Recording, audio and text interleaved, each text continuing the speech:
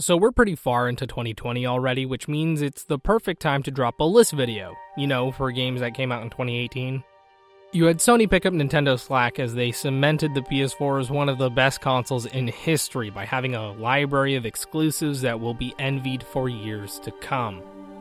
The world continued its Fortnite craze, culminating in an awkward presentation by Ninja and a Muppet at the Game Awards.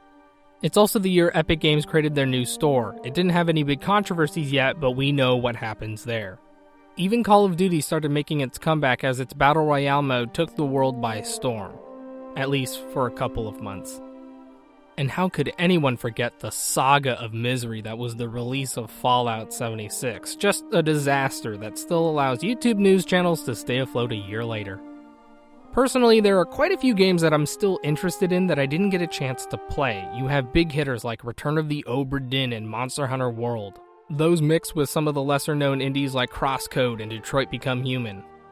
While I didn't play those, I did get to play some recognizable games that won't make it onto the list, like No Man's Sky was really great and provided a customizable sandbox the size of a universe.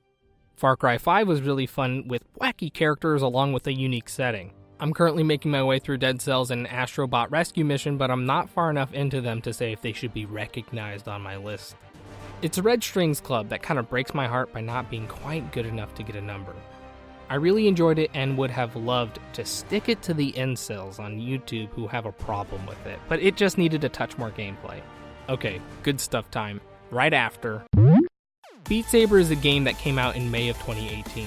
Why it won Best VR/AR Game in 2019, I have no clue. I played it on the PS4 and had a great time with all the free tracks they keep adding to it. It's probably the easiest way to trick gamers into exercising, and most will probably be tuckered out just from the amount of standing you have to do. I recently got to play it on a PC and finally saw the game's true worth. The user-created maps opened up a world of level design and thinking about the game in ways the included maps can't. Definitely try it out if possible. I know not everyone has a way to play VR, so if you ever get a chance, do it. Bithell Games returns as they add another installment to the Circular franchise. Quarantine Circular builds on the foundation of Sub-Level Circular, as there is more gameplay this time around. With branching conversation paths and multiple choices to make, this game levels up with a premise and characters that are still engaging, even without the robot uprising. With John Wick Hex releasing in 2019, that completes a 3-year streak for the studio, so congrats. Red Dead Redemption 2 is a game that I wanted to make a 30-minute video reviewing.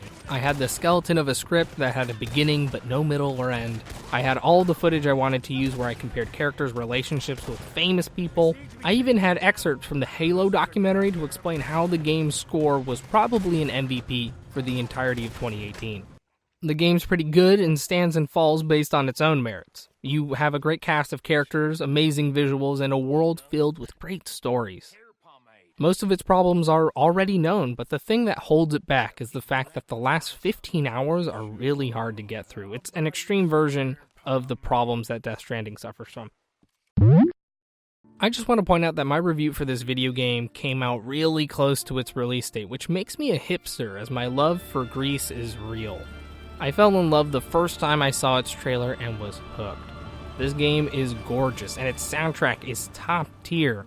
I get that some people were like, meh, this is just another pretty indie game that doesn't have much game in it. Or, there are a lot of games about depression out right now, and that's the only reason people care about this thing.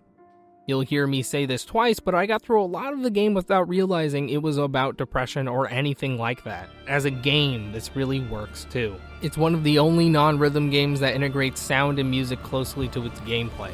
GRIS is just that good, it's worth it, and it's still the only game whose soundtrack I have actually purchased. We've entered the top 3, and I think all of these will be no-brainers, which is exactly the opposite of how you should be playing Into the Breach. It's the first strategy game where I was hooked until I beat it multiple times. My experience is in stark contrast to how I've been playing XCOM Enemy Unknown, a game I have still not beaten. What makes Into the Breach special is how it communicates information to the player. Nothing is ambiguous as the real challenge is making tough decisions. You let enemies kill civilians or sacrifice one of your own units. Can you stop all of the enemies in just 3 moves? Into the Breach achieves the low barrier to entry for strategy games and keeps raising the bar with hard choices. So this is the other game that took me till after I finished it to realize it was about depression, but Celeste doesn't need that game's media mental health push for validation because the gameplay is truly great. Levels will challenge you and push your abilities to the limit as you maneuver through each screen. There was a conscious choice to ramp up the difficulty while introducing a plethora of mechanics to keep the game varied. You have so many different tools that are only used for one section of the game because something new is introduced right after. Then there's the strawberries. These things were a fantastic addition because trying to collect them provides their own challenges that seem intertwined with the main game. Celeste definitely holds a place in platformer history as being one of the best. I feel like this is a given. Most people probably gave this game their game of the year since the quality of God of War is paramount. I don't know if I will be able to experience anything like this again. When gameplay and story are intertwined so tightly and neither drag the other down, that's when you get something as good as this. You have other games where one tugs at the other, like The Last of Us is a perfect example of a game that relies too much on its narrative and doesn't focus enough on the gameplay. It also helps that God of War tells such a personal story in which the seemingly grand scale of your journey is rooted in humble beginnings. I couldn't recommend this game more since it wouldn't be possible. So that was my 7-game list. A little ironic, it's the same count as the list from last year. As usual, I got to play over 30 games from the year, which kind of works out. How could I recommend a third of the games I play? I'm actually really curious about your favorite games from 2018. It's been a couple of years, so I know you've played games from back then. Let me know what they are in the comments down below.